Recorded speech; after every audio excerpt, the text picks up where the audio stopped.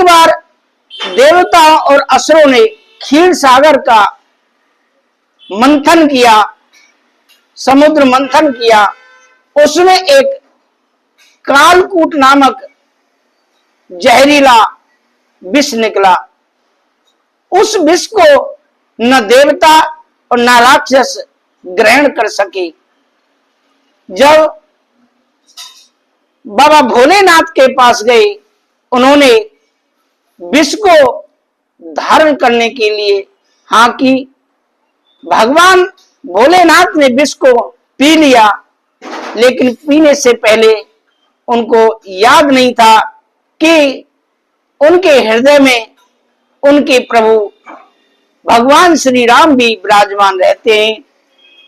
पीने के बाद जैसे ही तुरंत ही याद आया कि अगर विष नीचे गया, हृदय कंठ से नीचे गया, तो मेरे प्रभु राम को बड़ा कष्ट होगा।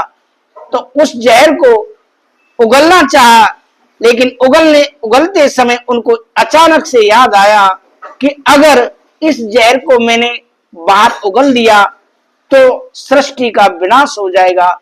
ना तो भगवान भोलेनाथ उस जहर को बाहर उगल सकते थे और ना ही नीचे निगल सकते थे। इसीलिए उस जहर को भगवान भोलेनाथ ने कंठ पर ही धारण कर लिया। उसी दिन से भगवान भोलेनाथ का एक नाम नीलकंठ महादेव कहलाया। बोलिए नीलकंठ महादेव भगवान की जय। तब से देवता भगवान शिव पर जल चढ़ाने लगे। दूसरा दृष्टांत एक और भी है। पौराणिक कथा के अनुसार देवी पार्वती ने श्रावण मास में ही भगवान शिव को पाने के लिए कठोर तपस्या की और भगवान भोलेनाथ देवी पार्वती की इस कठोर तपस्या से प्रसन्न हो गए और उनको पत्नी के रूप में प्राप्त किया। इसीलिए भगवान भोलेनाथ को श्रावण मास अति प्रिय है। दर्शकों, साल 2025 में जो शिवलिंग पर जल चढ़ाने का शुभ मुहूर्त है वह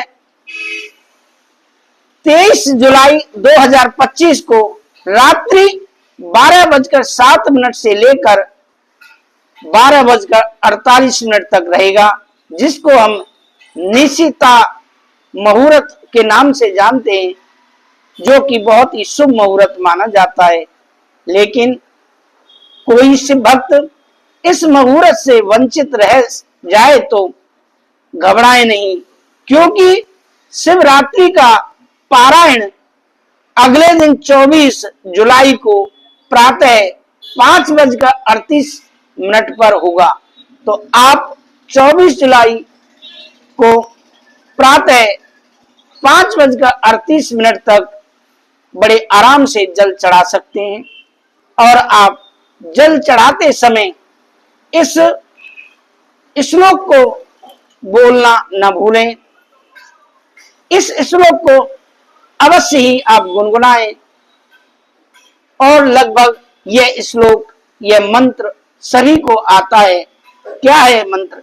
कर्पूर गौरम करुणावतारम संसार सारम भुजगेंद्रहारम सदा वसंतम हृदयारविंदे भवम भवानी सहतम नमामि। इसका भावार्थ है, यह मंत्र भगवान की स्तुति में है और इसका अर्थ है जो कपूर के समान गौरवण वाले हैं, करुणा के अवतार हैं, संसार के सार हैं और भुजंगों का हार धारण करते हैं, वे भगवान शिव माता भवानी के साथ मेरे हृदय में हमेशा निवास करें, उनको मेरा प्रणाम है।